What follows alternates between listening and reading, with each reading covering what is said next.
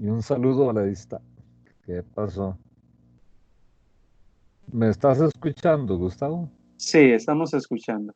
Ah, bueno, perfecto, porque un saludo para todos ustedes, ¿verdad? Qué bueno poder eh, encontrarnos más allá de la distancia geográfica y poder compartir. Y quería expresarles que hemos estado orando por ustedes, no solo como iglesia, sino como país, pidiéndole al Señor que tenga misericordia y que les guarde en esta etapa tan fuerte, diría yo, que estamos viviendo con el coronavirus. Yo en lo personal tengo muchas personas lindas a quienes amo, que he tenido el privilegio de conocer en Panamá, por supuesto ustedes allá en el Centro Cristiano y en otros lugares del territorio panameño, donde también tengo amigos, hermanos en Cristo y por los que también oramos. Entonces, que Dios les bendiga y les ayude y cuídense mucho para que esta pandemia se pueda controlar. Sin duda, Romanos capítulo 9, 10 y 11 es nadar en aguas muy profundas.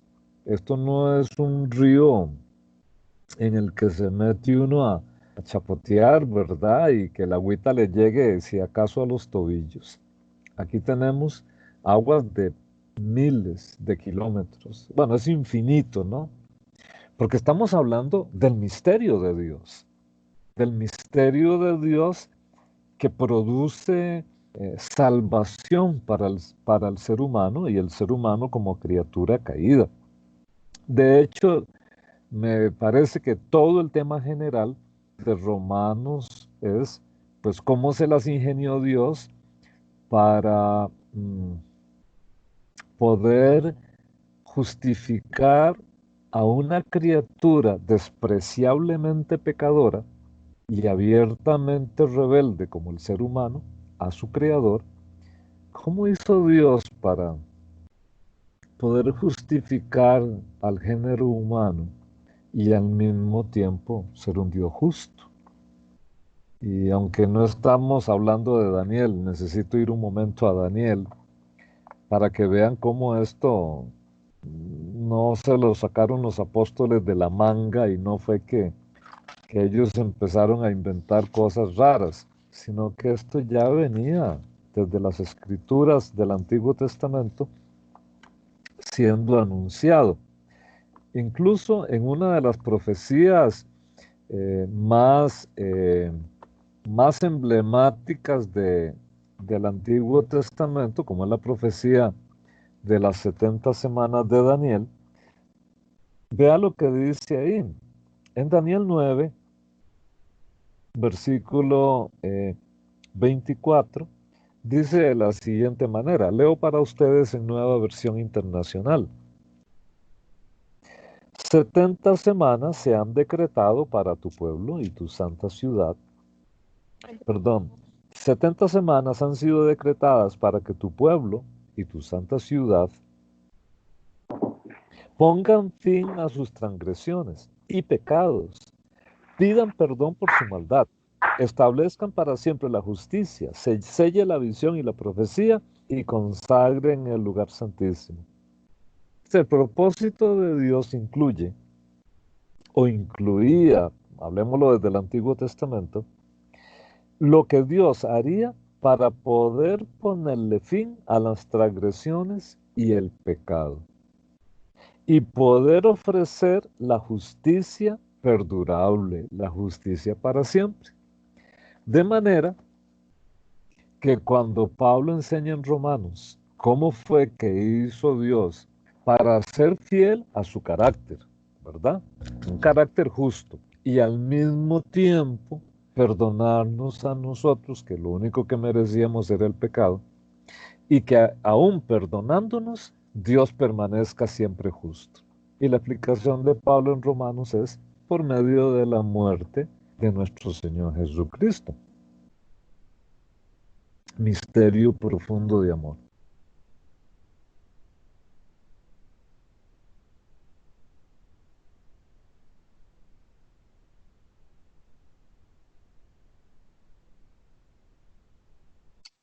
Antonio, no te escuchamos.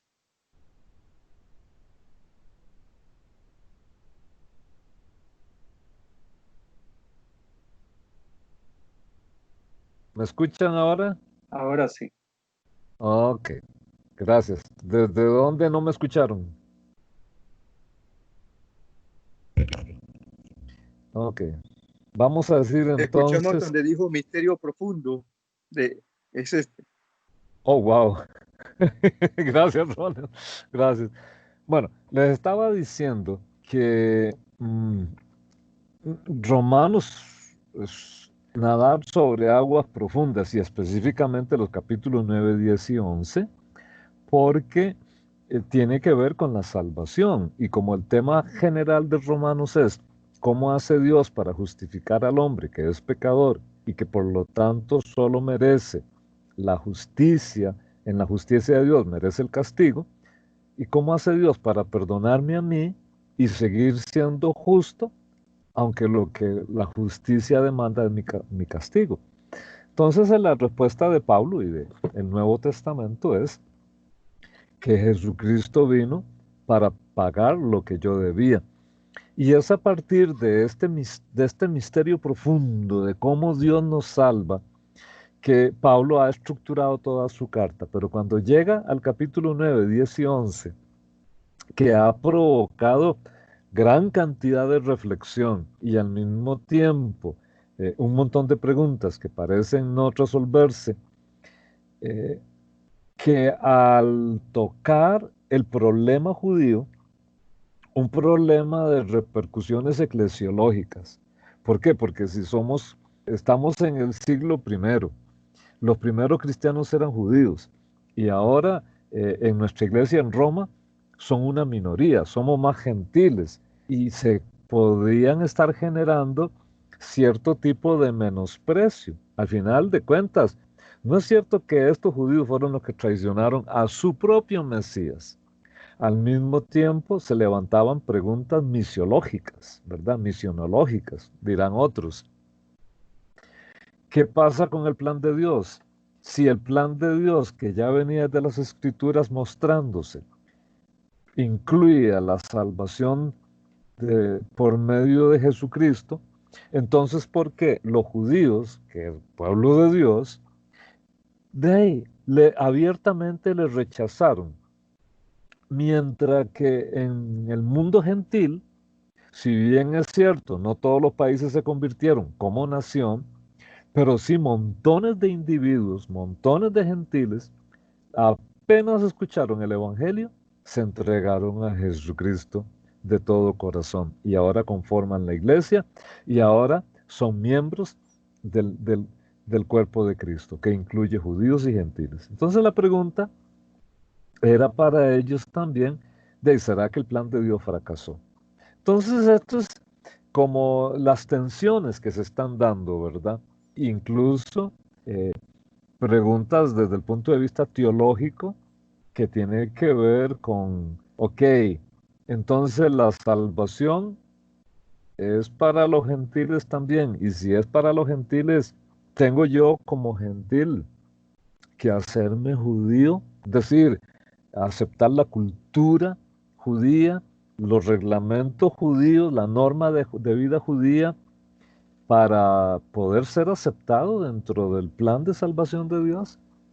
Y por supuesto, el tema que más aflora aquí en Romanos 9, del que ya la otra vez estábamos tratando, la soberanía de Dios relacionada con la responsabilidad humana. Y Pablo, como un buen teólogo, inicia por la soberanía de Dios. Toda teología tiene que empezar a partir de la soberanía de Dios, a partir de Dios, porque de lo contrario, lo que tendremos es una antropología con aspiraciones hacia lo divino, con aspiraciones hacia lo eterno. No sé si me explico con eso, pero la verdad de Dios viene del cielo al hombre y no es algo que salga del hombre a el cielo. Lo que estamos viviendo en este momento, con todas estas nuevas corrientes de pensamiento, lo que están tratando de hacer es reducir a Dios a lo humano y decirle a Dios qué es lo que a mí como humano me parece y que por lo tanto el concepto de Dios debe redefinirse y los conceptos de la moralidad bíblica tienen que replantearse para que ajusten a la manera que nosotros los humanos hoy decidimos vivir. Esta es la gran lucha que se está dando en este momento. Es una lucha no solo ideológica, sino que es una lucha espiritual de proporciones globales. Cuando llegamos al tema de la responsabilidad humana, Pablo va a tratar esto en Romanos a partir del capítulo 9, versículo 30, hasta el final del capítulo 11. Veamos cómo empieza Pablo sus conceptos de la responsabilidad humana en Romanos 9:30. ¿Qué concluiremos? Pues que los gentiles que no buscaban la justicia la han alcanzado. O sea, Pablo, recuerde que Pablo siempre escribió como teólogo, como pastor y como misionero. Entonces él siempre va a estar integrando estos vectores: la enseñanza teológica, la preocupación pastoral y el deseo de alcance misionero. Entonces, que los gentiles, dice Pablo, que no buscaban la justicia, porque los gentiles ni sabían ni conocían a Dios, ellos vivían en su mundo, en su idolatría, pero a estos que no la buscaban, la han alcanzado. Me refiero a la justicia que es por la fe, dice Pablo. En cambio, Israel, que iba en busca de una ley que le diera justicia, no ha alcanzado esa justicia. ¿Y por qué no? Pregunta Pablo. Porque no la buscaron mediante la fe, sino mediante las obras, como si fuera posible alcanzarlas así. Por esto tropezaron con la piedra de tropiezo, como está escrito: miren que pongo en Sión una piedra de tropiezo, una roca que hace caer, pero el que confíe en él no será defraudado. ¿Qué es lo que está tratando de decir aquí Pablo? Después de haber enfatizado el tema de la soberanía divina, punto necesario de partida de toda reflexión teológica, para que sea verdaderamente teología. Después de explicar cómo Dios, sabiendo que Faraón se iba a endurecer, también él lo endureció, y cómo Dios permitió que Faraón, que probablemente era Amenhotep II, habría que investigar más para llegar a conclusiones, pero digamos que era este señor, cómo Dios soportó a Amenhotep, pero para mostrar en él su poder y su gloria, y que su pueblo y las otras naciones vieran qué grande era Dios. Que cómo él hizo eso, y cómo luego Dios, habiendo liberado a los israelitas de la esclavitud en Egipto, les muestra su, vamos a decir, lo que es una ética de gracia. ¿Por qué es una ética de gracia? ¿Y por qué los judíos en la época de Pablo se equivocaron y abandonaron la ética de gracia? Mire, Moisés no llegó a hablar con los israelitas después de que Dios le llama allá en el Sinaí, en la zarza ardiendo. Moisés no llegó diciéndoles: caballeros, vengo de parte del Señor Jehová, o quizá lo más correcto, Yahvé. ¿Quién es Yahvé? Ah, mire, disculpen, Yahvé es el Dios de Abraham, de Isaac y de Jacob, el Dios de nuestros antepasados. Ajá, ¿Y qué? Vea que Moisés no llegó así. Dice Yahvé, o Jehová, que a menos de que ustedes dejen de ser tan mentirosos, engreídos, idólatras, irresponsables, respondones, malcriados, agresores, mentirosos y sinvergüenzas, a menos que ustedes dejen eso, Dios no los va a salvar. Así es que les invito a que renuncien a toda esa barbaridad con que ustedes viven y entonces Dios considerará salvarles de aquí. Así no fue, ¿verdad? Dios llegó, con, envió a Moisés con un mensaje muy claro. Yo, el Dios de Abraham, de Isaac y de Jacob, he visto su clamor y ya decidí que es el tiempo de que yo los rescate. Así es que vámonos, vaya a Israel, dígale que se preparen. No va a ser fácil, yo voy a demostrar mi poder, pero yo los voy a liberar. ¿Y por qué? Por amor a sus padres, Abraham, Isaac y Jacob. Moisés viene, les habla de parte de Dios y conocemos toda la historia. Cuando ellos salen de Egipto, cruzan el Mar Rojo y se dirigen posteriormente al monte Sinaí, al sur, la parte sur de la península de Sinaí, ahí es donde el Señor, Éxodo 19, Éxodo 20 en adelante, les demuestra o les otorga su ley. ¿Recuerdan cuáles son las palabras del Señor? ¿Vieron cómo los traje en las alas del águila hasta este lugar? En otras palabras, ¿vieron lo que hicimos con Faraón? Le ganamos por goleada a Egipto. Yahvé, vamos a decirlo así, Yahvé 12, dioses egipcios 0. 10. 10 plagas, no quedó nada de Egipto y al final hasta el ejército egipcio fue destruido en las aguas del Mar Rojo. No quedó más remedio de que se fueran y al pasar el Mar Rojo Dios demostró su poder. Cada vez que leo esto no deja de impresionarme el hecho de que a un lado una pared de agua y a otro lado otra pared de agua, literalmente creo que uno pudo haber metido la mano y tocar un pez y pues caminar, tal vez la tierra un poco húmeda por lo que sea, pero caminar en tierra despejada, tierra seca y llegar al otro lado y luego ver cómo aquellas aguas se volvieron a unir por el poder de Dios. ¿Vieron lo que hice? Y el pueblo de Dios dijo, sí, sí, sí, sí, amén, amén, aleluya. Ok, pues resulta ser que yo soy Jehová.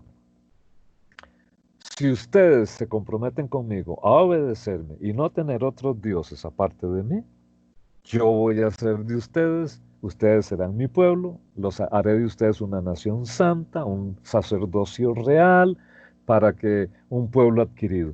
Y el pueblo dijo amén, y entonces, a partir de que ellos dicen, aceptamos que tú seas nuestro Dios, entonces es cuando Dios dice, ok, muy bien, ya que ustedes quieren que yo sea su Dios y ustedes quieren ser mi pueblo, van a vivir de esta manera.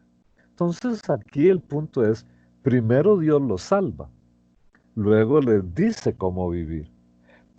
Primero viene salvación, después viene instrucción. Primero viene salvación y luego viene cómo usted tiene que vivir.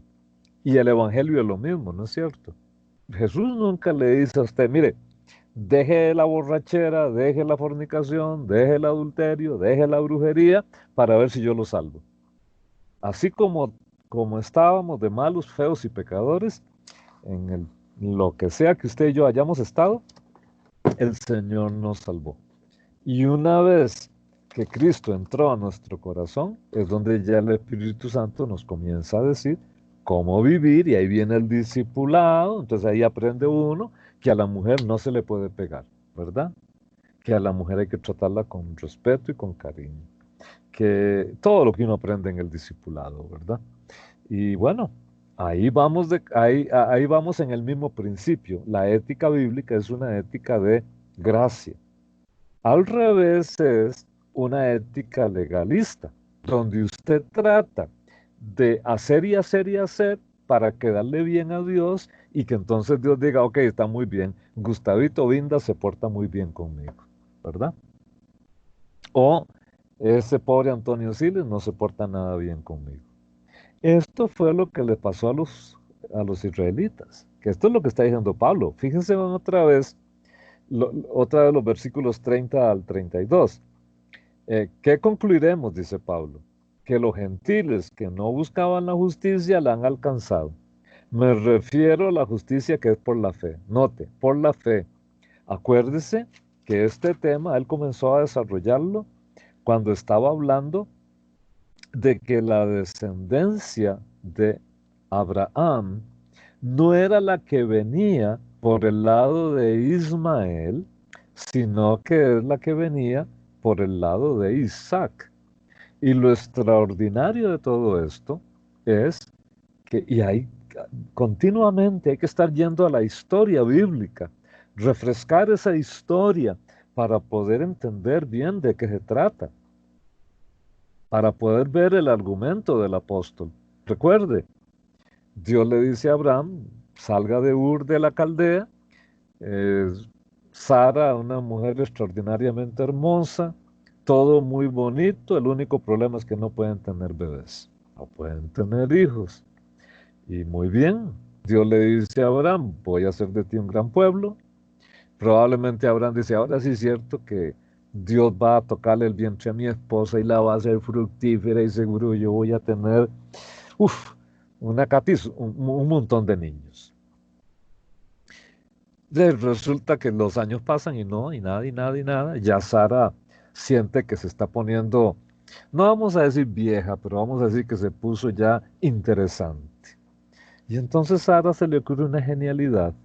Viejo, como dirían aquí en Costa Rica, no sé, allá en Panamá. Mi amor, vea, hey, yo no puedo tener hijos, ya yo estoy aburrida. Pero, de acuerdo al código de familia que teníamos allá en Ur de Caldea, donde usted y yo vivíamos, las leyes de Nuzi, de acuerdo al código de familia de Nuzi, si mi sirvienta, mi esclava personal,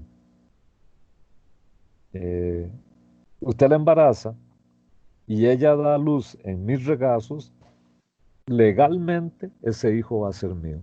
O sea, todo lo hicieron legal. Usted se da cuenta que a veces hay cosas que son legales pero no son morales, ¿verdad? Y hay cosas que a veces son morales pero son ilegales. Bueno, entonces aquí viene el caso, imagínense, una siervita egipcia, full extras.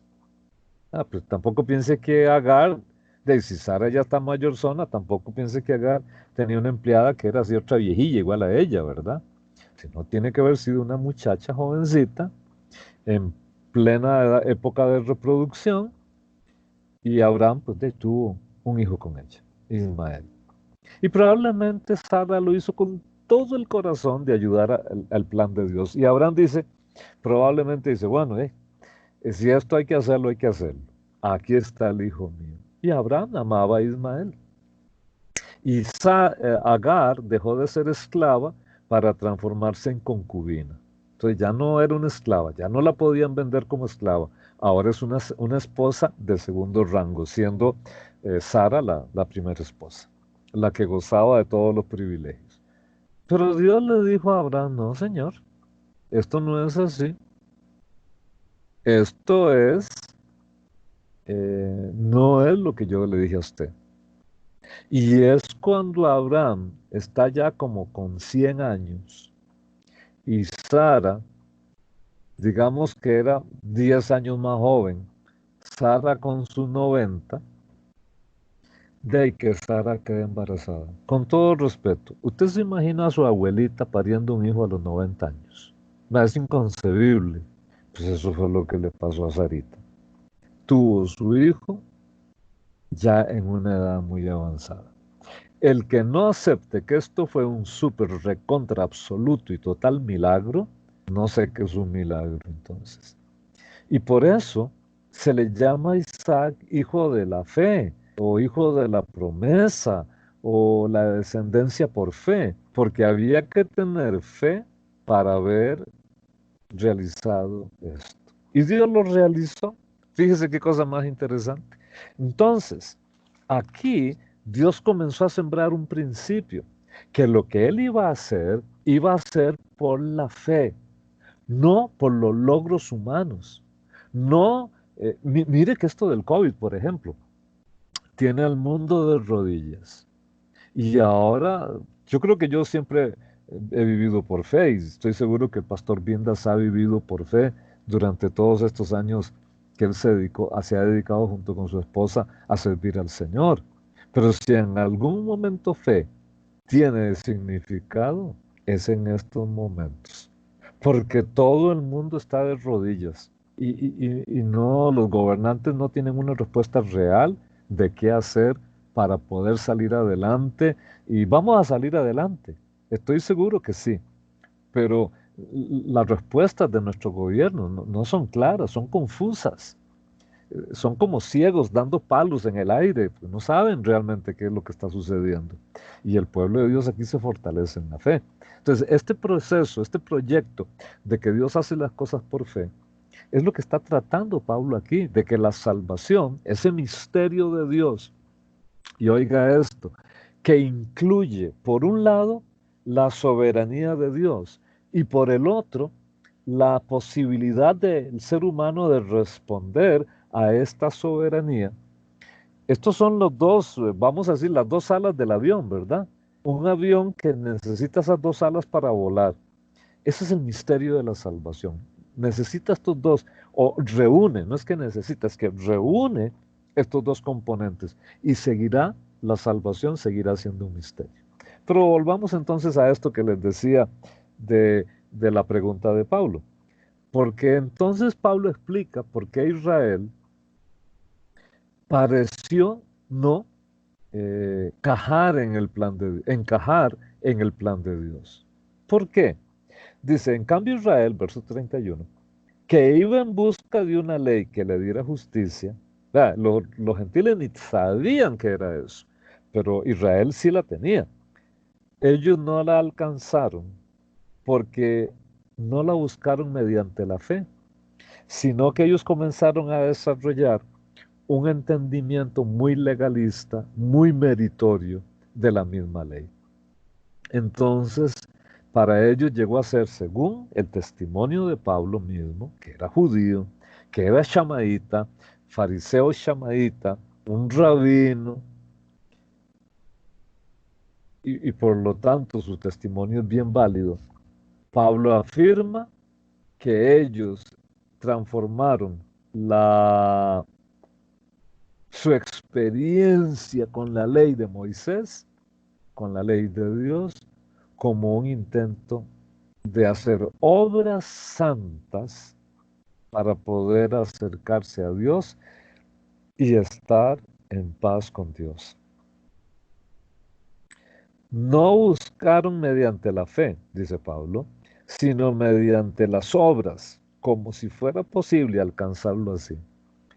Por eso tropezaron con la piedra de tropiezo, que es Jesucristo. Por eso es que cuando Cristo se manifestó, bien lo dirá Juan, capítulo 1, versos 11 y 12, en lugar de ellos aceptar la propuesta de Jesús, lo rechazaron. Y ustedes pueden comparar esto con esto que les estoy diciendo, con la parábola que aparece en Marcos 12, la parábola de los labradores, donde al final Jesús dice, ¿y qué hará el dueño de la viña con estos labradores perversos? Y el mismo Jesús contesta, yo les digo qué va a hacer. Él va a quitarle la viña a estos labradores y se la va a dar a otros que sean dignos.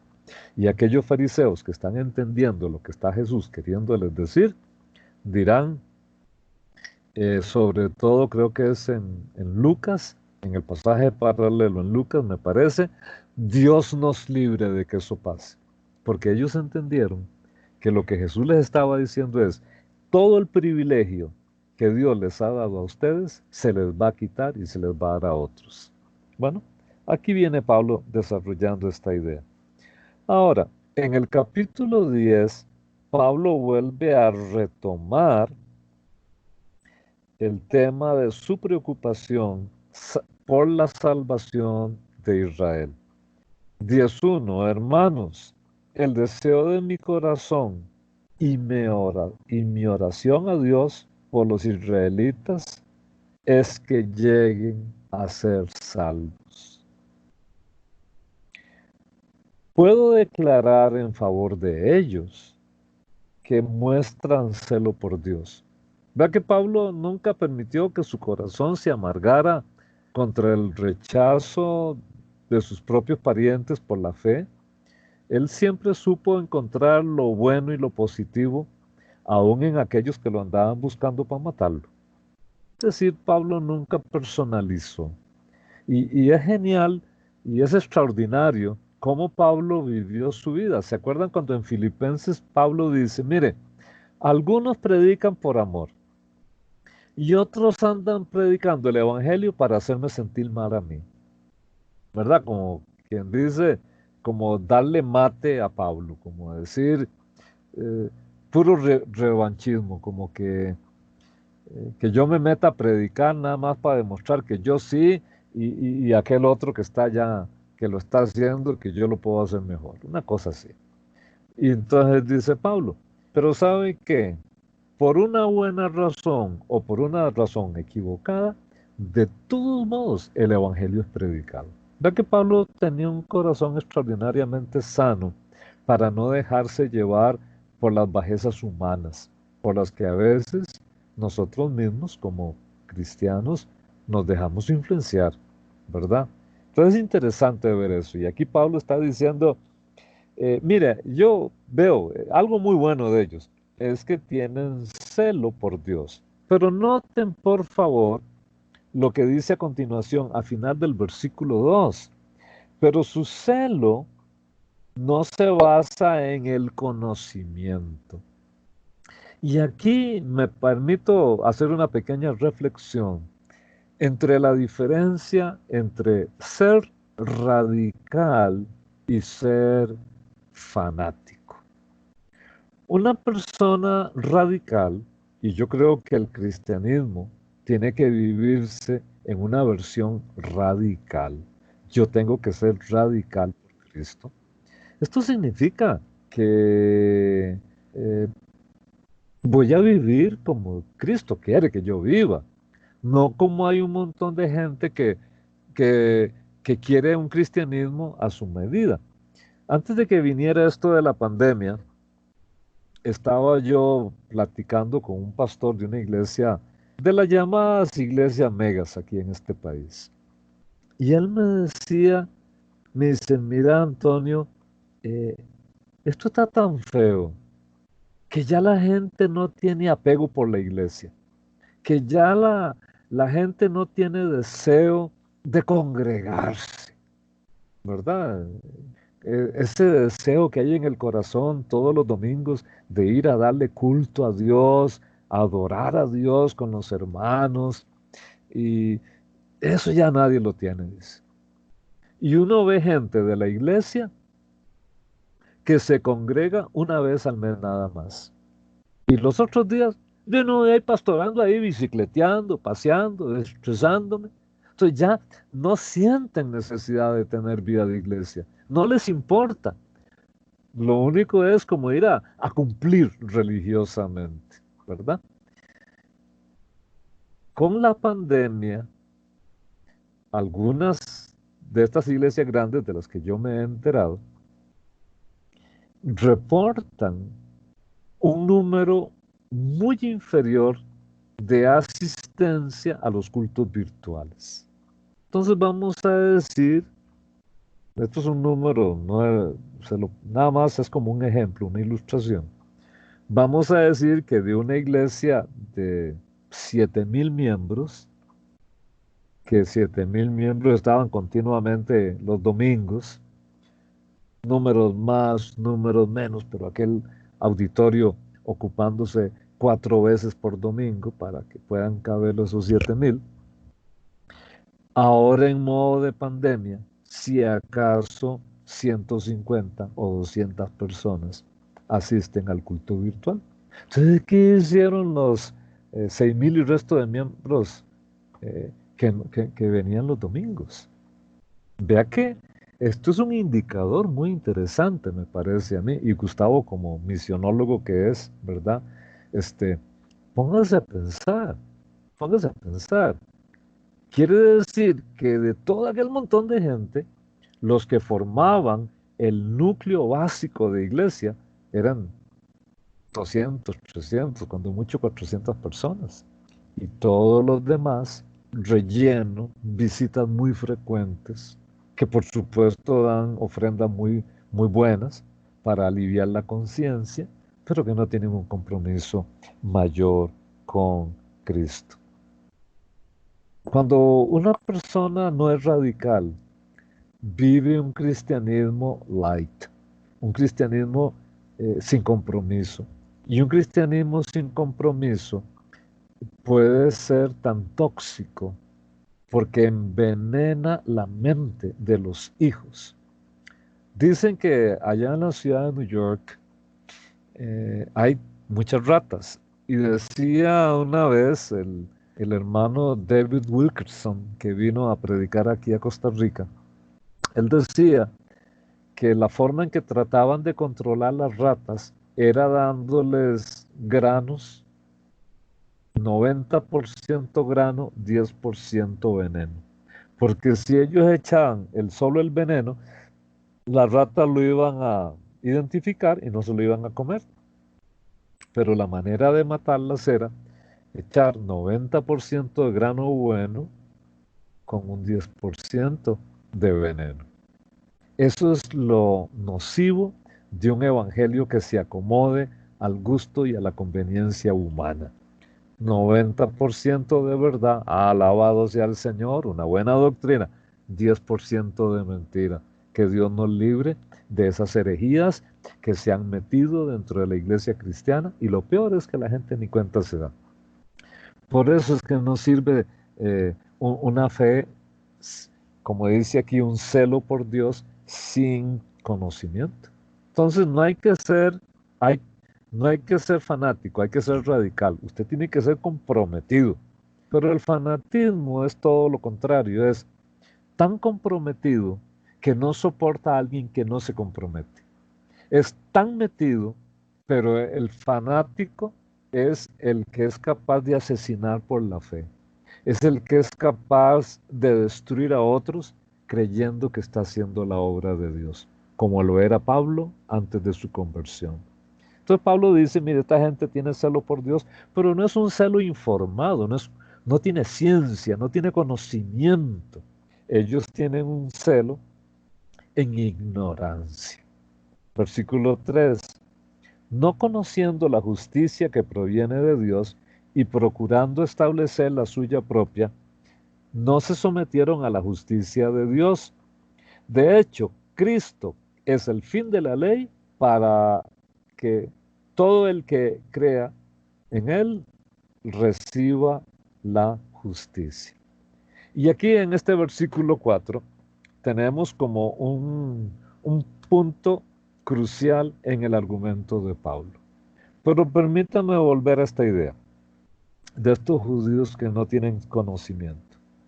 Como ellos no tienen un conocimiento espiritual de lo que Dios está haciendo, ellos solamente se aferraron al cumplimiento ciego de la ley. Ustedes tienen que saber que la fe hebrea, desde que Moisés dio la ley a los días de Pablo, ha pasado por una gran cantidad de siglos, por supuesto, 1500 años, 15 siglos, 14, 15 siglos, y que se fue dando una transformación donde se fueron agregando ciertas perspectivas. Por ejemplo, en los días de Pablo, los rabinos serían capaces de decir, a la mujer no hay que enseñarle la Torá. Tengo un libro que se llama La Mishnah, La Mishnah recoge tradiciones rabínicas, se publicó como en el año 200 después de Cristo, pero sin duda recoge tradiciones que son del siglo I también. Y en la Mishnah dice que el padre que le enseña Hatorá a su hija le está enseñando necedades. ¿Por qué? Porque para ellos la mujer era incapaz de poder aprender la ley. Y usted dice, ¿cómo es posible que estos rabinos pensaran así? Claro, ellos tenían una actitud totalmente machista. Machista, machista, machista. La mujer no podía aprender. En la sinagoga los hombres estaban en un lado, las mujeres estaban en otro. Eh, Al igual que otras culturas del antiguo Medio Oriente, se menospreció a la mujer. Pero así no era la Biblia. Una cultura que tuvo una mujer como jueza última de la federación de las 12 tribus, como Débora, o una cultura de fe que no tenía problema de consultar a las profetisas de turno, Hulda, por ejemplo, la esposa de Isaías, mujeres que sirvieron, que, que fueron reconocidas dentro del liderazgo, y la valoración tan alta que tiene la escritura de la figura de la madre como maestra y como administradora del hogar, eso quedó en el pasado, porque a partir del momento de que el judaísmo interactuó con los griegos, acuérdense, a partir de Alejandro Magno y sobre todo en los contactos con los reyes de Siria griegos, después de la muerte de Alejandro, y los reyes de Egipto griegos, famoso rey del norte y rey del sur de Daniel,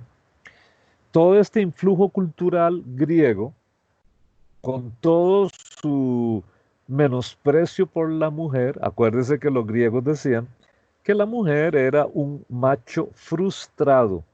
Por eso es que ellos filosóficamente podían demostrar lo grandioso del amor homosexual, porque era un amor entre iguales. Es decir, a la mujer la consideraban como inferior.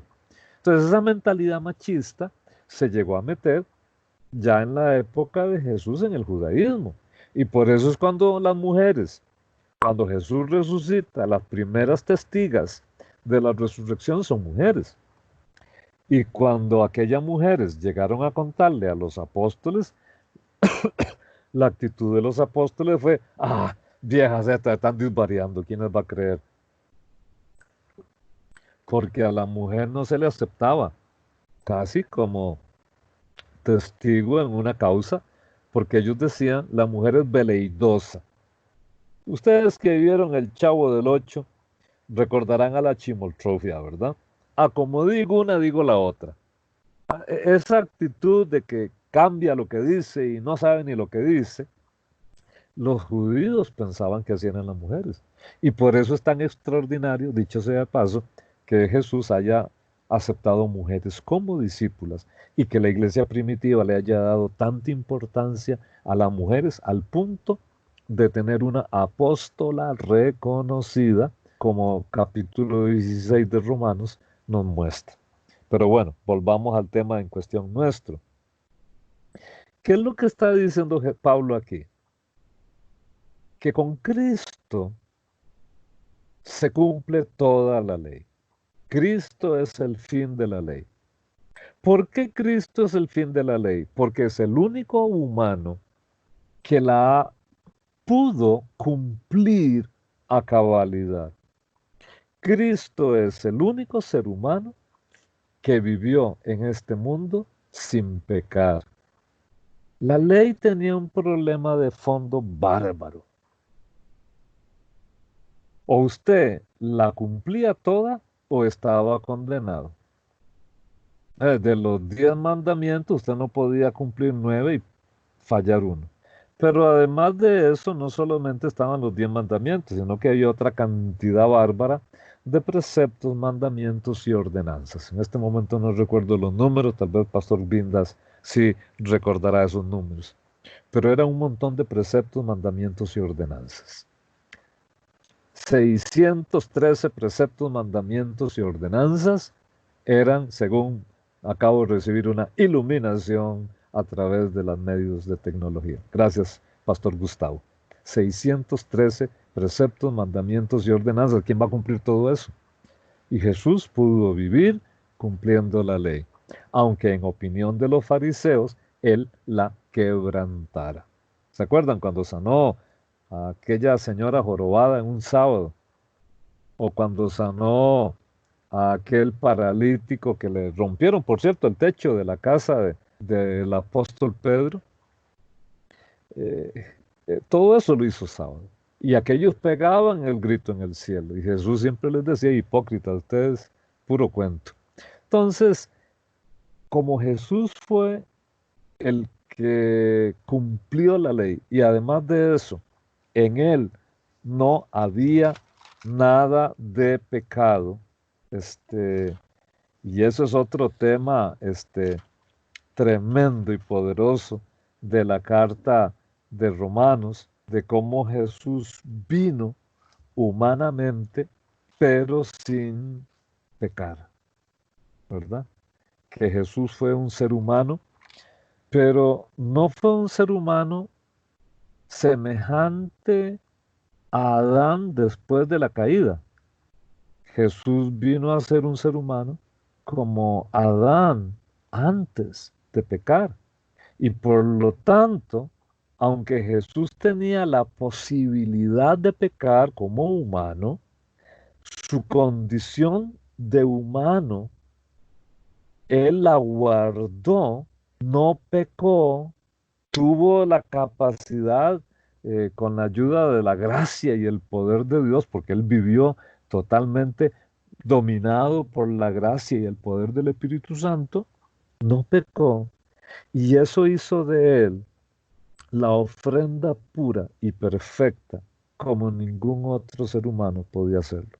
Por eso es que cualquier otro ser humano que haya muerto por causa de la fe es un mártir.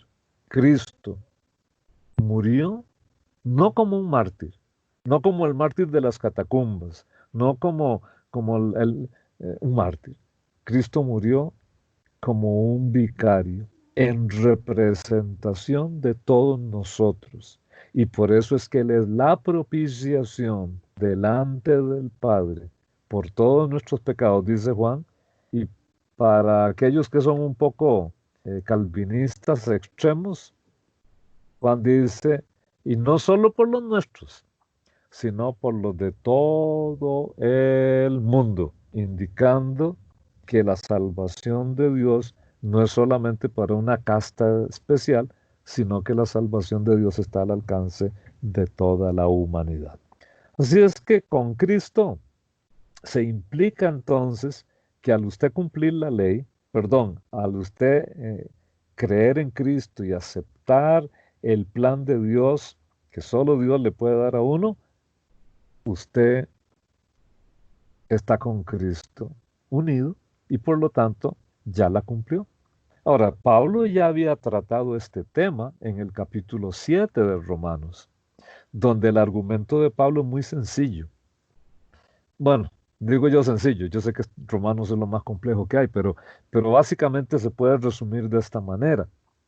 La ley tiene jurisdicción sobre el ser humano en tanto que el ser humano vive.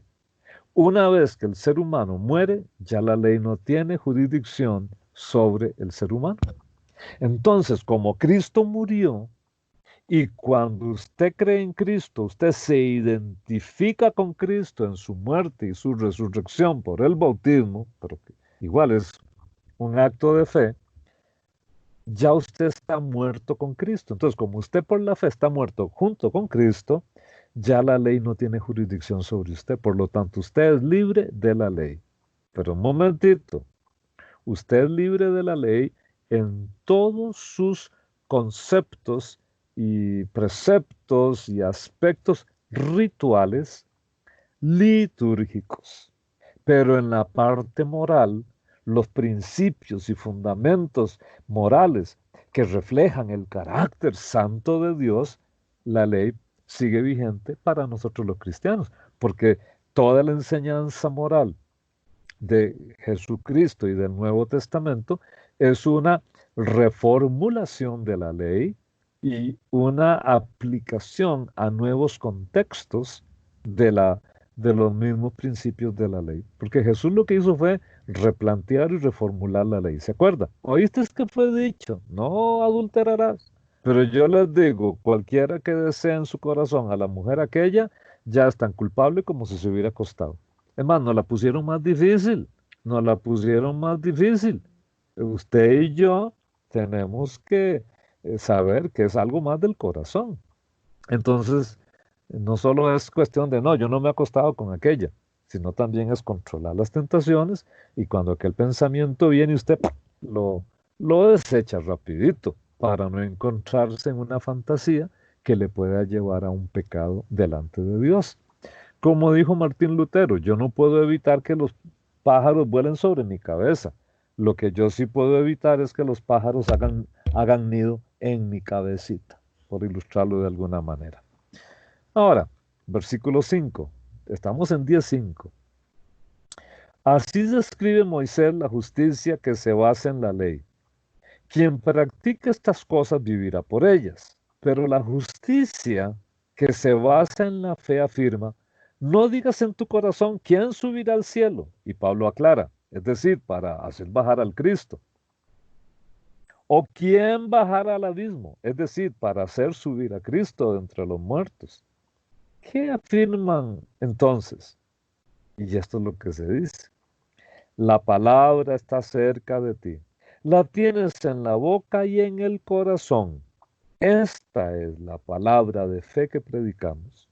Que si confiesas con tu boca que Jesús es el Señor y crees en tu corazón que Dios le levantó de entre los muertos, serás salvo.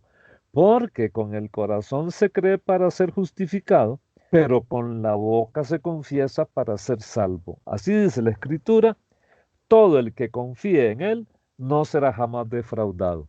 No hay diferencia entre judíos y gentiles, pues el mismo Señor es Señor de todos y bendice abundantemente a cuantos lo invocan.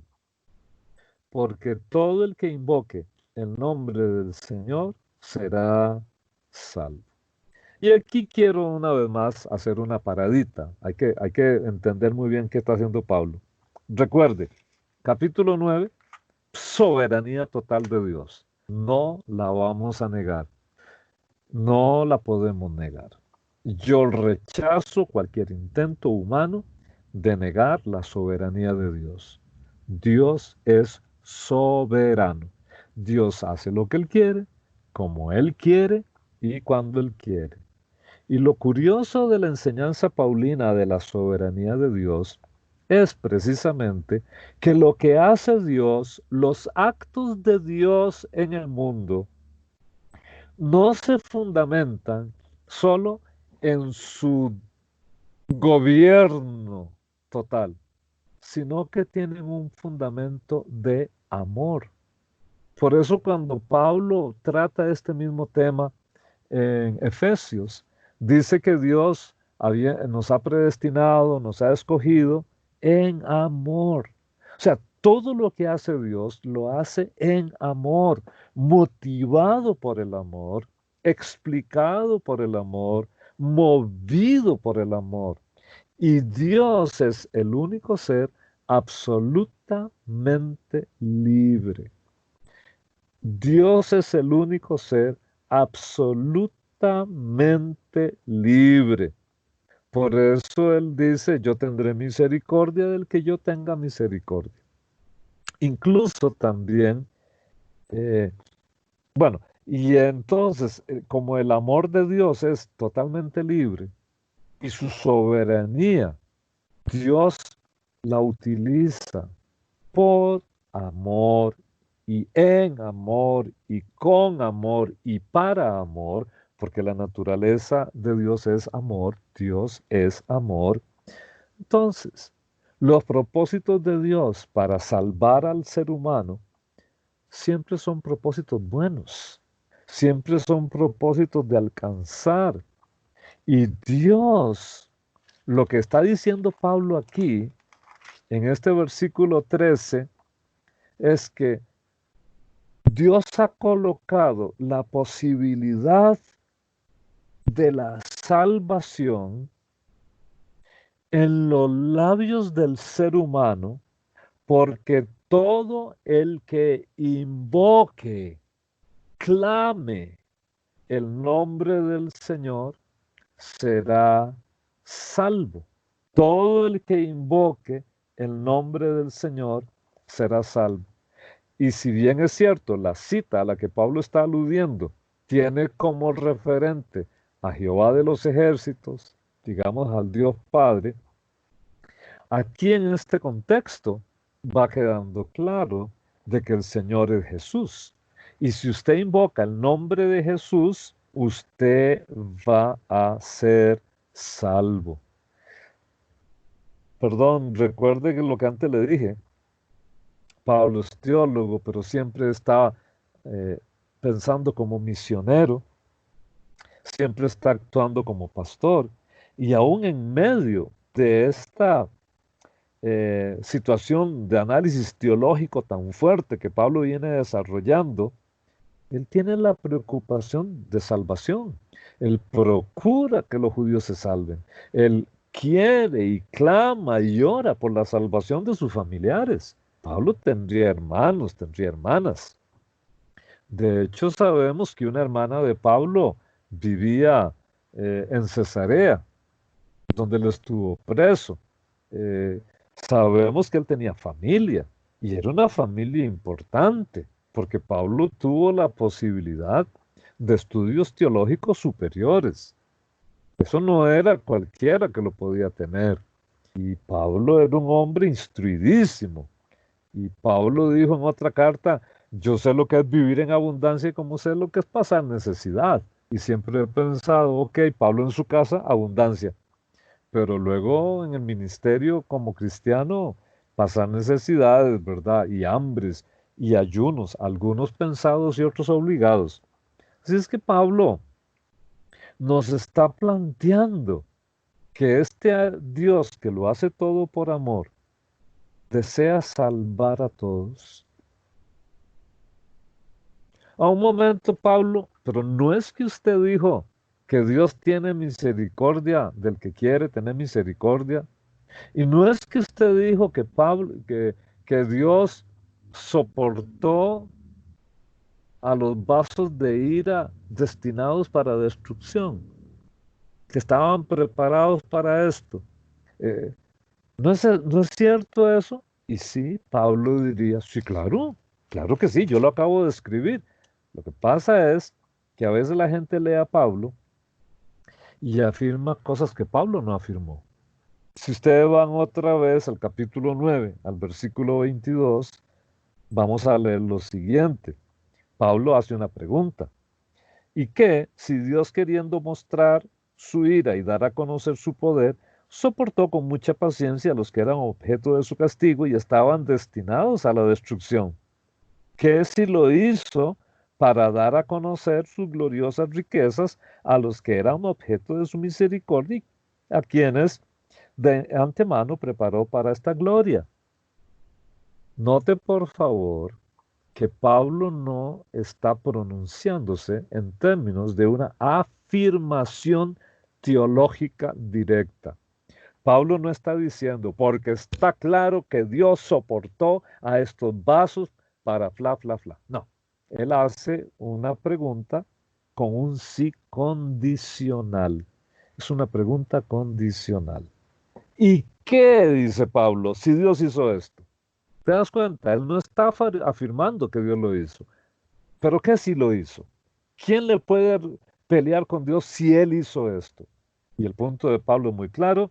Nadie puede pelear con Dios y nadie le puede discutir a Dios. Pero no, Pablo no está diciendo que Dios lo hizo así. Pero si Dios lo hizo, ¿qué? Y uno dice, bueno, si Dios lo hizo, Dios es Dios, alabado sea su nombre. Pero Pablo no está afirmando que él lo hizo.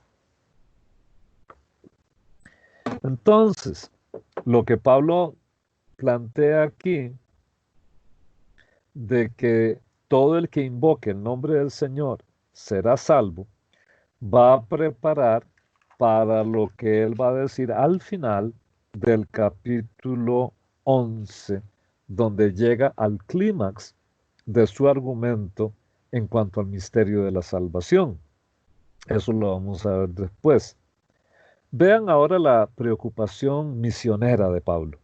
Versículo 14, 10, 14. Ahora bien, ¿cómo invocarán a aquel en quien no han creído? Porque estamos hablando de los gentiles, ¿no? Entonces Pablo dice, todo el que invoque el nombre del Señor va a ser salvo. Pero entonces, ¿cómo es aquellos gentiles van a invocar el nombre del Señor? Pues ellos no han creído en Él. Y entonces Pablo agrega una segunda pregunta. ¿Y cómo creerán en aquel de quien nunca han oído? Ok, para invocar necesito creer, pero para creer necesito escuchar. Una tercera pregunta. ¿Y cómo oirán si no hay quien les predique? Ve al misionólogo ahí pensando, ¿verdad? Que hay que ir a predicar. ¿Y quién predicará sin ser enviado? Aquí ya por debajo está todo el pensamiento de la red de iglesias cristianas del siglo I, enviando misioneros a todos los países, a todos los pueblos, gente que ni conocemos sus nombres. Gentes que no son famosos según los estándares modernos, pero que son bien conocidos en el reino de los cielos. Y al final de cuentas eso es lo importante. ¿Quién predicará sin ser enviado? Así está escrito. Qué hermoso es recibir el mensajero que trae buenas nuevas. Literalmente sería como lo traduce Reina Valera, qué hermosos son los pies de los que anuncian las buenas nuevas. Pero eso no quiere decir que todos los predicadores tengan unos pies bonitos, ¿va? Yo he visto cualquier cantidad de pies y algunos son muy feos. Pero ahí no está hablando de eso, es una manera de decir que qué bonito es recibir al mensajero que trae buenas nuevas. Cuando uno escucha un reporte triste, yo podía ver hoy al ministro de Salud de este país casi llorando, en mi percepción, por las cosas que él tenía que decir, por el aumento de casos, por la muerte de una señora. Y yo sé que él como médico siente dolor por esas cosas. Pero qué diferente es que alguien dé la noticia, se descubrió la vacuna del COVID-19. Médicos panameños lo descubrieron y ahora Panamá está vendiendo vacunas por todo el mundo a un precio muy cómodo. Quiera Dios que así sea. Eso nos traería alegría, aplaudiríamos, sería algo tremendo.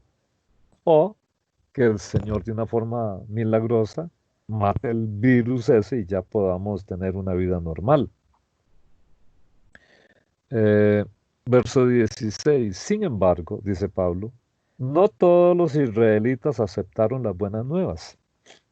Isaías dice, Señor, ¿quién ha creído a nuestro anuncio, a nuestro mensaje? Así, dice Pablo en verso 17, así que la fe viene como resultado de oír el mensaje. Y el mensaje que se oye es de la palabra de Cristo.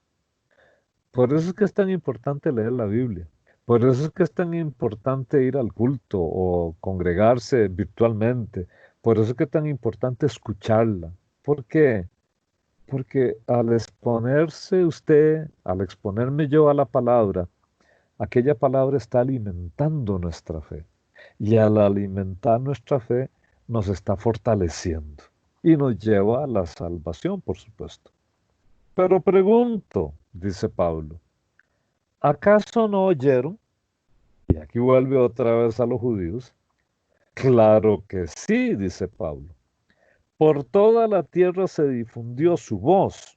Sus palabras llegan hasta los confines del mundo. Está hablando del alcance de los misioneros cristianos, ¿verdad? Pero insisto, ¿acaso no entendió Israel? En primer lugar, Moisés dice, yo haré que ustedes sientan envidia de los que no son nación. Voy a irritarlos con una nación insensata. Una nación insensata. sata. Pueden cotejar eso en Deuteronomio 32:21. Luego Isaías se atreve a decir, dejé que me hallaran los que no me buscaban y me di a conocer a los que no preguntaban por mí. En cambio, respecto de Israel dice, todo el día extendí mis manos hacia un pueblo desobediente y rebelde. ¿Qué es lo que está haciendo Pablo aquí? Pues nos devuelve al tema de por qué Israel no creyó. Y muestra que a través de la historia, Israel como nación ha sido un pueblo rebelde, terco, que le ha dado la espalda reiteradamente a Israel, a su Dios. La historia israelita realmente está llena de dolor porque esclavos en Egipto. Luego tuvieron un periodo oscuro en la época de los jueces, de apostasía religiosa. Con el advenimiento de la monarquía davídica, Dios a través de David permite que Israel pueda alcanzar las promesas que Dios le había dado a Abraham de la tierra. Recuérdese que la promesa dada por Dios a Abraham era que su territorio iba a llegar desde Palestina hasta el Éufrates. Y el imperio davídico llegó hasta el Éufrates.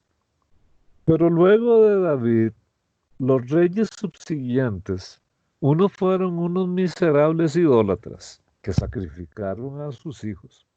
Unos pocos fueron hombres justos y piadosos, como Josías, como Josafat, pero la mayoría de estos reyes, tanto en el norte como en el sur, fueron hombres perversos. Y a consecuencia de sus pecados, Dios les castigó poniéndoles bajo el yugo reiterado de los asirios, de los babilonios, de los persas, de los griegos y en la época de Pablo, de los romanos. Y eso hace que como para ellos el pasado no era algo así como muy brillante, que entre algunos círculos judíos se abrieran más a la esperanza futura. Y esto permitió el desarrollo de las esperanzas escatológicas, ¿verdad? Que eso es otro tema. Así es que aquí en el capítulo 10 de Romanos, Pablo está tratando muy bien el aspecto desde el 9:30 hasta el 10:21 de qué va a pasar o cuál es el papel del ser humano. Y aquí empieza a tratar este tema. Porque luego, en el capítulo 11, Pablo se va a enfocar en Israel, en su rechazo, en su incredulidad, pero lo que va a pasar cuando Israel, en el ejercicio de su posibilidad de respuesta, y ahí responsabilidad humana, se vuelva a Dios. Ahora, tenemos que incorporar siempre la acción de Dios derramando espíritu de gracia, ahí eso es profético, escatológico, lo vamos a mencionar, pero al final de esa sección, Pablo va a decir algo que hasta el día de hoy no me deja de sorprender, de que Dios sujetó a todos a desobediencia para tener misericordia de todos. Por eso es que estos temas de elección y predestinación a veces se sacan de contexto y terminan haciendo a Pablo decir lo que él nunca dijo. Cierto, hay elección, cierto, hay predestinación, pero no es tanto como a veces algunos discípulos de Calvino han dicho. Usted sabe que hay discípulos de Calvino que son más calvinistas que Calvino. Y así como también los discípulos de Arminio han dicho cosas que Arminio nunca dijo. Pero creo yo que esto lo terminaremos de discutir cuando veamos el capítulo 11, que me parece que ya será en la próxima, ¿cierto, Pastor Vindas? Sí, lo podemos ver en la siguiente. Muy bien. Ok, no sé si hay alguna pregunta que surge en medio del tiempo, que podemos aprovechar unos minutos para poder hacerlas. Y si quiere hacerla, abrimos nuestro micrófono y la realizamos. Aquí alguien pone en el chat: qué impactante hoy en día la percepción de los judíos ortodoxos apegados a la religión. Ellos siguen insistiendo en que son hijos de Abraham y son justos por la ley. ¿Habrá en nuestra época obreros o ministerios que estén trabajando para alcanzarlos? ¿Cómo me impresionan Pablo y su deseo de alcanzarlos con las buenas noticias? Yo creo que vos, Gustavo, debes saber más que yo de eso, ¿verdad? Vos estás más metido en el campo de la enseñanza y la reflexión misionera. Así es que yo sé que hay movimientos cristianos para tratar de ganar judíos, siempre ha estado ahí. Pero lo que más me impresiona a mí es cómo iglesia cristiana se están dejando judaizar y están metiéndose otra vez con chofar y talit y danzas hebreas y todo este tipo de cosas, que si usted las hace como una coreografía bonita está bien, pero si me dicen a mí que esa es la única manera de adorar a Dios, yo ahí sí le puedo decir que lo que estoy viendo es un proceso de judaización de la iglesia bárbaro, ¿verdad? Sí, ciertamente hay esfuerzos que se hacen hacia las comunidades judías. El tema es que muchos de esos esfuerzos se han desvirtuado por parte de muchos entornos evangélicos y cristianos que han incorporado y han empezado a asimilar prácticas propias del judaísmo y que consideran que esas prácticas son necesarias dentro del culto cristiano. Pero hay otros sectores que siempre han considerado el judaísmo como un sector que necesita escuchar el mensaje del evangelio. Y ciertamente hay grupos que están procurando hacer un esfuerzo porque el evangelio pueda ser compartido. Yo creo que es un asunto no tan solo de iglesias que tratan de dar un testimonio en medio de la comunidad judía. Yo creo que es también una oportunidad para que nosotros, los que formamos la iglesia, que somos la iglesia, podamos saber que en medio de nuestra interacción, porque muchos de nosotros interactuamos con judíos, tengamos también la oportunidad de saber la responsabilidad de compartir el mensaje con ellos. En medio de esos espacios que se generan para poder transmitir un mensaje relevante y que los lleve a tener un entendimiento de Cristo. Obviamente hay que saber cómo acercarse a ellos. Hay una pregunta, Ronnie tiene una pregunta. Ronnie.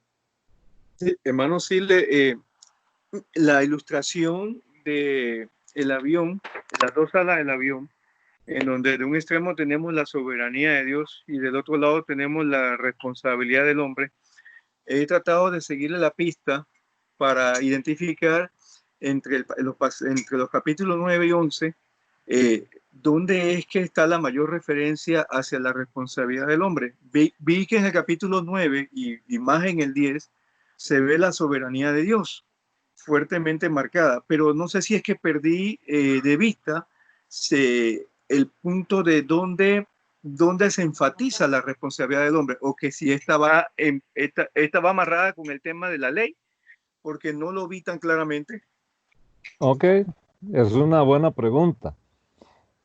Lo vamos a ver más claramente en el capítulo 11, cuando Pablo va a decir, ok, mire, cuando Israel se vuelva, cuando Israel se arrepienta, ¿verdad? No dice cuando yo lo voy a arrepentir o yo lo voy a hacer volver, pero sí se comienza a perfilar aquí en el capítulo 10 por el tema o por lo que Pablo comienza a explicar de la respuesta que ellos dan al mismo Jesús, la piedra de tropiezo, ¿verdad?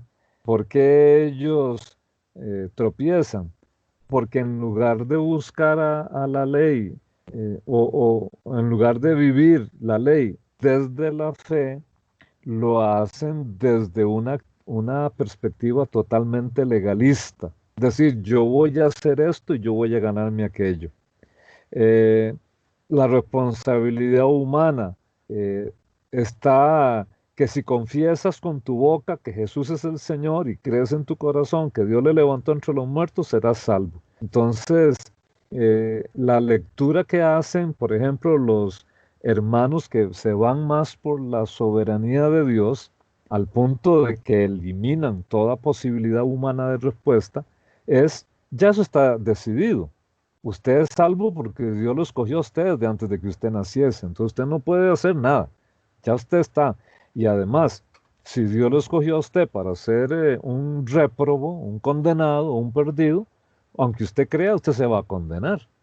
Así es que aquí la cosa ya está decidida. Y Pablo parece decir que no, un momento. Hay una posibilidad, porque hay una salvación y esa salvación, ¿cómo se obtiene? Que si con versículo 9 del capítulo 10, si confiesas con tu boca que Jesús es el Señor y crees en tu corazón que Dios le levantó de entre los muertos, serás salvo. Y aquí tenemos también una oración condicional, pero es una oración condicional que se define como algo real. ¿Qué es lo que es real? Que usted va a ser salvo si usted realmente confiesa con su boca que Jesús es el Señor, lo cual quiere decir que te estás convirtiendo, que estás aceptando a Jesús. Si como judío lo haces, reconociendo el señorío de Jesús, vas a ser salvo. Pero entonces, si sos judío y no confesas a Jesús como tu Señor, no vas a ser salvo por más judío que seas. Y luego esto lo va a llevar Pablo fuera del alcance judío y lo lanza al mundo gentil, cuando en el capítulo 10, versículo 12 dice, ok, mire, no hay diferencia entre judío y gentil, pues el mismo que es Señor de todos, judíos y gentiles, y bendice abundantemente a cuantos lo invocan. Mira el aspecto de que cualquiera que lo invoque recibe la bendición de Dios, porque todo, y aquí esa palabrilla va inclusivo, porque todo el que invoque el nombre del Señor será salvo, independientemente si es judío o si es gentil. Pero aquí también ya está dibujado, hermano, la posibilidad de responderle a él.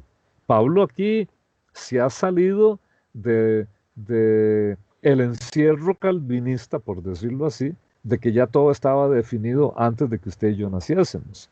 Que sí hay una elección, yo no la estoy negando. Y por eso es que esto es un misterio, porque eh, la salvación tiene raíces en el misterio de Dios. ¿Cómo es que la soberanía de Dios, porque si Dios es soberano y Él sabe todo, entonces Él sabe quién va a ser salvo, ¿cierto? Entonces los calvinistas lo resuelven por el tema de la elección. Dios es el que elige y ahí tenemos todo aquello que Gustavo les habrá enseñado en algún momento sobre si era supralapsariano, infralapsariano y todo eso, que los teólogos de la Reforma se metieron para decir, ok, Dios lo eligió a usted antes de que Adán cayera o lo eligió después de que Adán cayera. Y si esto, entonces, al final de cuentas, todo ya está fríamente calculado.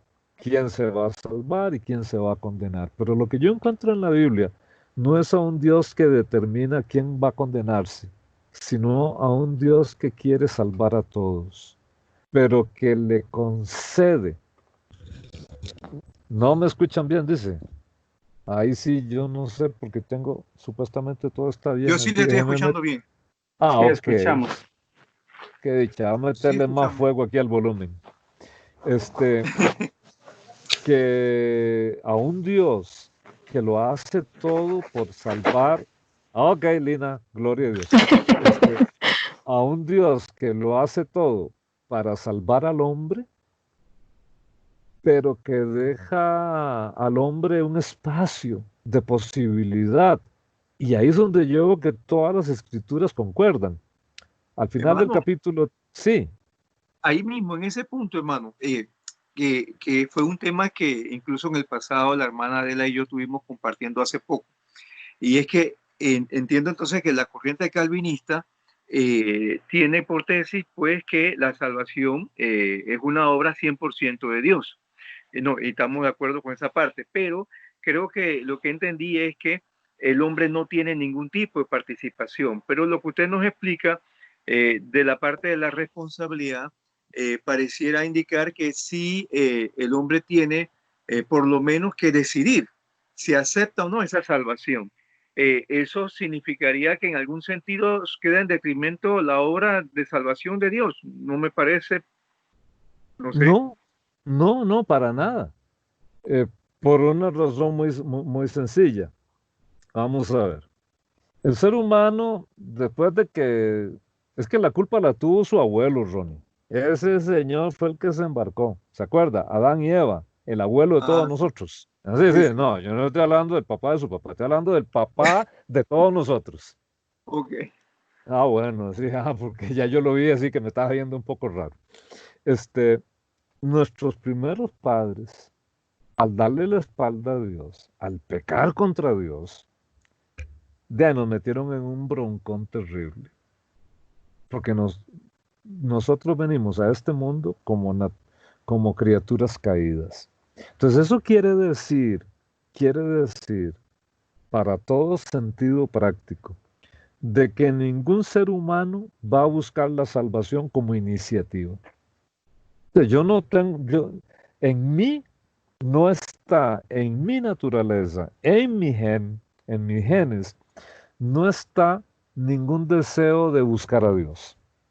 Todo lo contrario, están todos los deseos de portarme mal. Y ahí es donde entra la acción del Espíritu Santo, convenciendo de pecado. Pero, y ahí es donde entra, donde se hace el pleito con los arminianos, ¿verdad? Eh,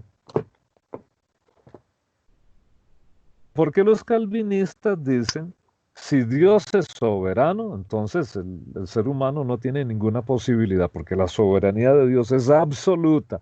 Y yo creo que Dios tiene una soberanía absoluta, pero no creo que Dios elimine la responsabilidad humana, porque Dios en su soberanía, me parece a mí, escogió darme esa posibilidad. Y míralo como la escritura lo afirma.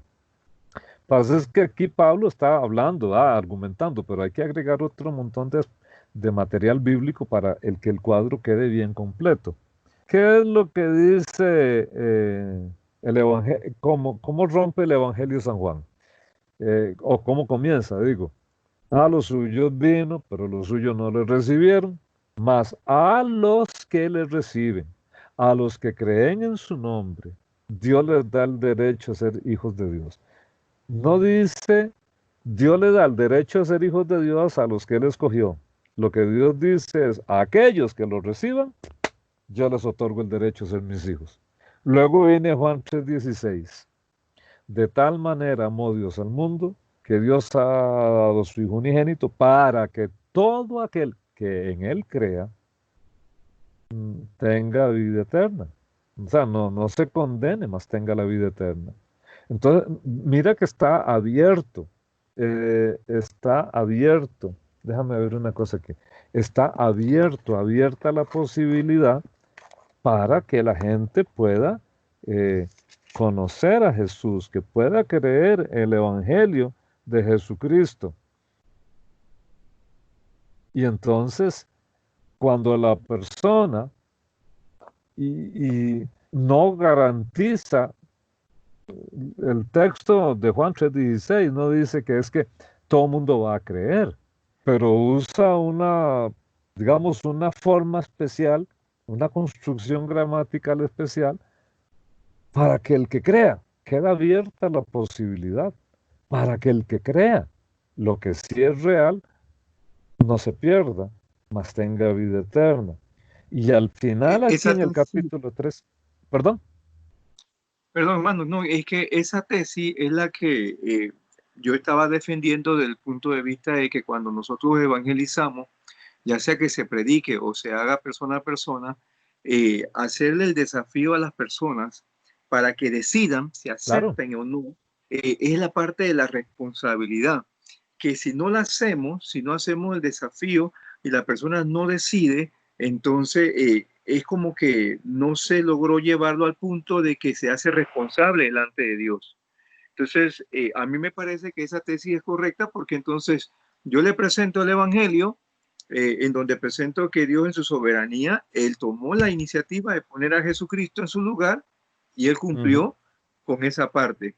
Pero a ti te toca aceptar esa obra. Si la aceptas, y ahí es donde viene el desafío, tú entonces estarías dando cumplimiento y perfeccionando la salvación que Dios ofrece.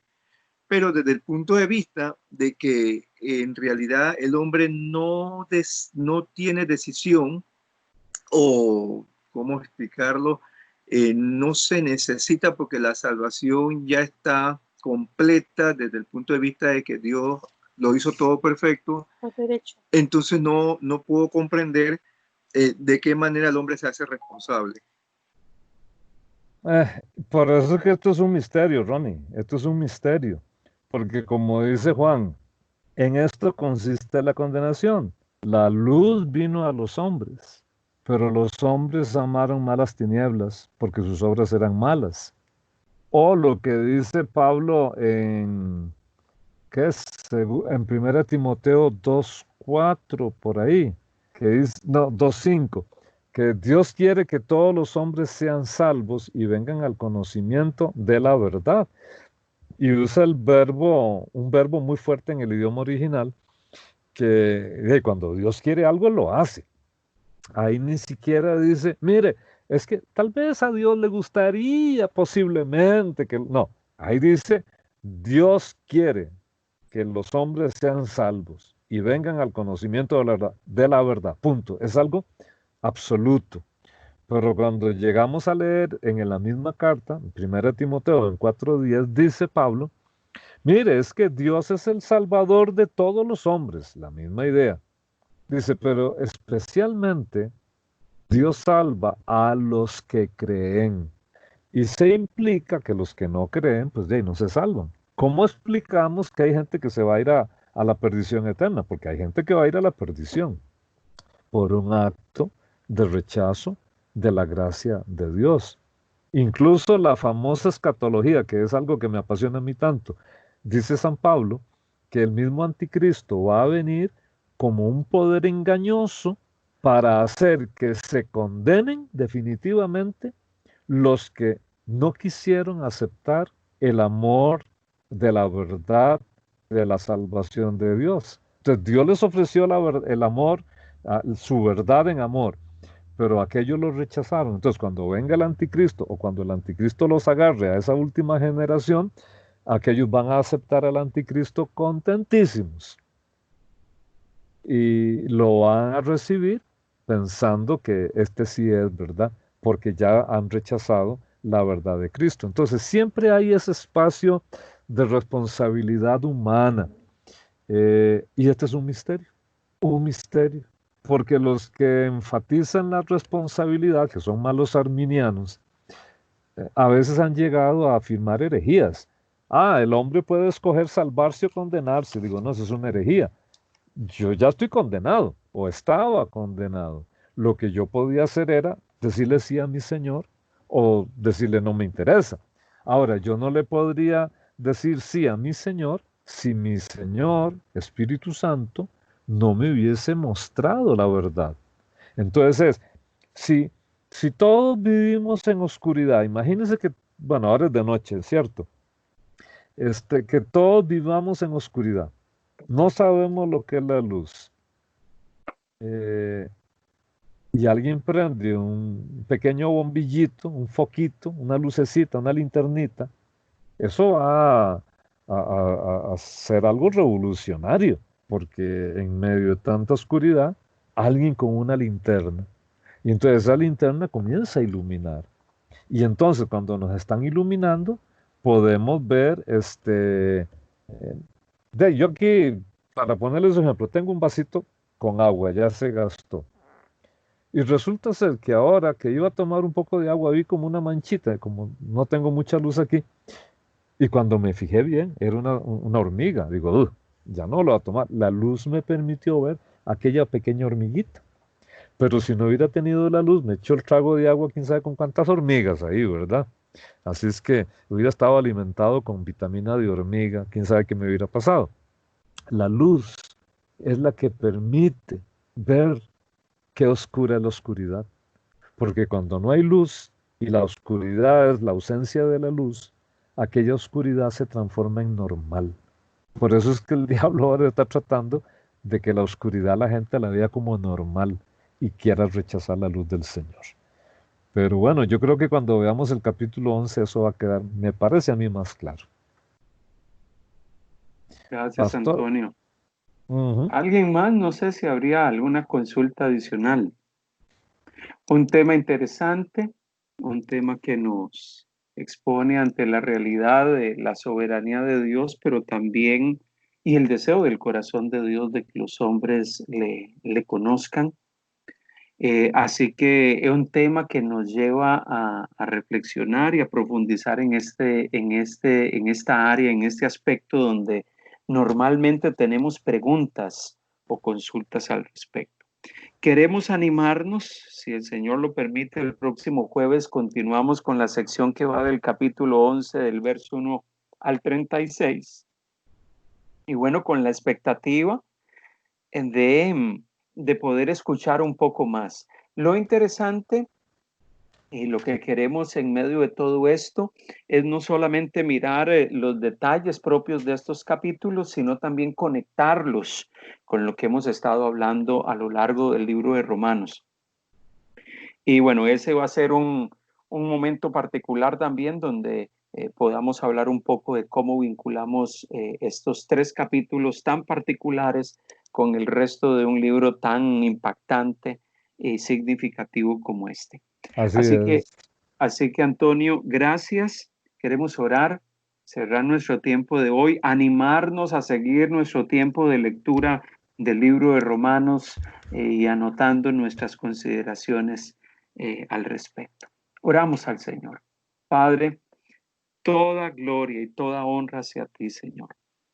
Gracias, Señor, porque qué hermoso saber que tú tomas la iniciativa de hablar al corazón del ser humano en esa condición de pecaminosidad, en esa condición caída, y tú tratas con el ser humano, tú hablas a su vida, Señor.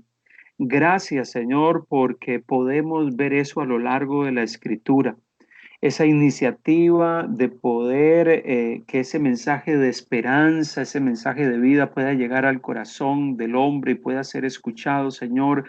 Es una iniciativa que tú tomas con los hombres. Reconocemos que tú, aún en este preciso momento, estás hablando al corazón de muchas personas, al corazón de mucha gente. Tú estás utilizando inclusive a muchos de nosotros para poder acercarnos a la gente y poder compartir ese mensaje de esperanza y de vida, esas buenas noticias, Señor. Oh Dios, gracias porque nos permites ser instrumento para poder llevar ese mensaje de vida. Queremos, oh Dios, agradecerte por ello, por ese privilegio que nos das y sobre todo por poder experimentar la esperanza que tú generas, que tú produces en el corazón del hombre caído, la vida espiritual que tú generas en aquellos que estábamos muertos en nuestros delitos y pecados. Señor, gracias por esa obra extraordinaria que tú has llevado a cabo, por la regeneración, por esa obra especial que tú has generado en nuestras vidas, ese nacimiento espiritual, Señor, que nos has permitido experimentar, Señor. Te damos toda la gloria y toda la honra. Padre, gracias por el tiempo de hoy, gracias por la vida de Antonio, oramos por él, oramos por Marixa, por sus hijos, oramos por su familia, para que tú sigas, Señor, mostrándote, manifestándote a sus vidas de una manera especial y a nosotros, que continúes perfeccionando tu obra, esa obra que iniciaste en nuestros corazones. Te damos la alabanza y el honor. Permite que esta semana continúe siendo un tiempo especial donde tu nombre sea glorificado a través de lo que somos y hacemos. Que podamos mostrar a Cristo y reflejarte en medio de nuestra actividad diaria. Que podamos ser sal y luz en medio de un mundo caído y afectado por el pecado. Gracias, mi Dios. Queremos darte honor y alabanza. Gracias por este tiempo de hoy. Ponemos en tus manos nuestro descanso físico. Te alabamos y te exaltamos, Señor. En el nombre de Jesús. Amén. Amén. Y amén. Amados hermanos, Dios les bendiga ricamente.